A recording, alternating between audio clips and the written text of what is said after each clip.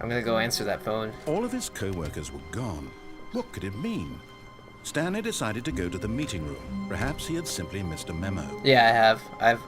I've been to the broom closet so many times that now every time I go past it, it's boarded When up. Stanley came to a set of two open... This was not the correct way to the meeting room, and Stanley knew it perfectly well. Perhaps he wanted to stop by the employee lounge first, just to admire it. The lounge was grand, majestic, perhaps too majestic. Maybe he says something Like a different now. combination of a much... But eager to get back to business, Stanley took the first open door on his left. I'm gonna go answer that phone. Find out who she is. Stanley was so bad at following directions, it's incredible he wasn't fired years ago. And now I want to go through that red door. Look, Stanley, I think perhaps we've gotten off on the wrong foot here. I'm not your enemy, really, I'm not. I realize that investing your trust in someone else can be difficult, but the fact is that the story has been about nothing but you all this time. There's someone you've been neglecting, Stanley. Because you'll actually, like, someone restart it. Someone you've forgotten about. Please, stop trying to make every decision by yourself. Now, there's one ending where me, you have to actually restart it. It's really funny. This is it, Stanley. Your chance to redeem yourself. To put your work aside. To let her back into your life. She's been waiting. Ah! That's her, Stanley. Answer. Hello? What? What's this? Oh, Stanley, is that you? What? Hold on, sweetie. Sorry to keep you waiting. I'm just pulling the bread out of the oven. All right. Okay, there we go. All right, now, I want you to come in and tell me all about your day. That's Gotcha. creepy. Oh, come on. Did you actually think you had a loving wife who'd want to commit their life to you? I'm trying to make a point here, Stanley. I'm trying to get you to see something. Come inside. Let me show you what's really going on here. Oh my god. Maybe I don't want to go inside. Sorry, but you're in my story now. Oh, dick. Okay, I'm inside. This is a very sad story about the death of a man named Stanley. Oh, here we go. Press B on my gamepad. Stanley is quite a boring fellow. He has a job that demands nothing of him, and every button that he pushes is a reminder of the inconsequential nature of his existence. Look at him there, pushing buttons, doing exactly what he's told to do. Now he's pushing a button. Now he's eating lunch. Now he's going What's going home. on? Now he's coming back to Welcome, my work. grandpa. One might even feel sorry for him, except that he's chosen this life.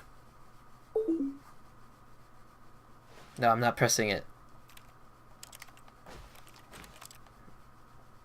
I guess I have no choice, actually.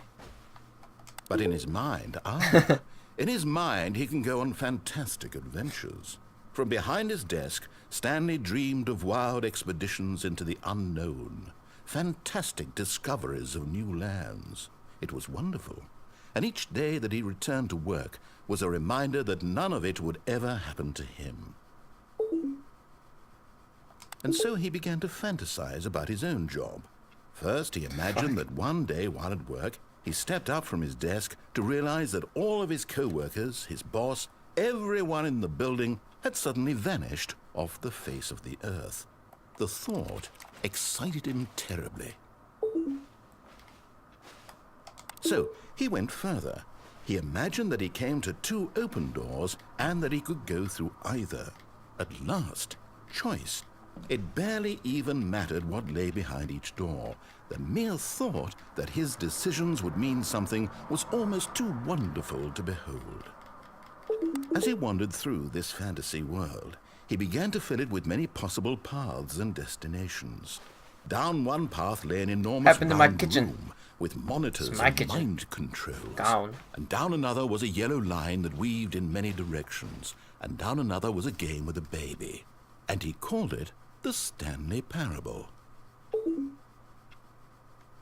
It was such a wonderful fantasy, and so in his head he relived it again, and then again, and again, over and over, wishing beyond hope that it would never end, that he might always feel this free.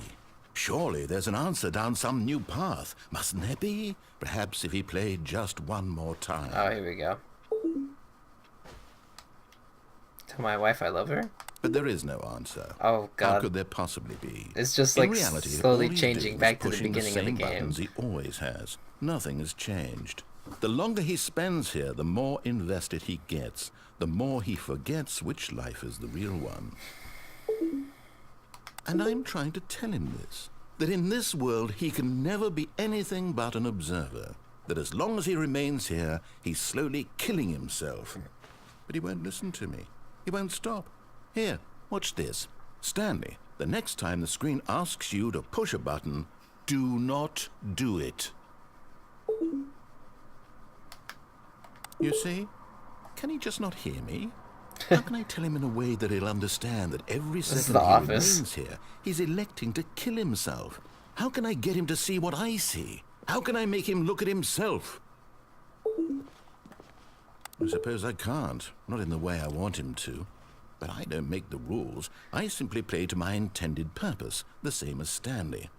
We're not so different, I suppose. I'll try once more to convey all this to him. I'm compelled to. I must. I'm compelled to. Perhaps, well, maybe this time he'll see. Maybe this time. And I tried again. Please die? Stanley pushed a button. And I tried again.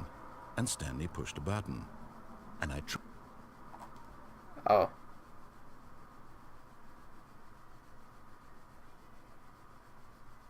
Damn it.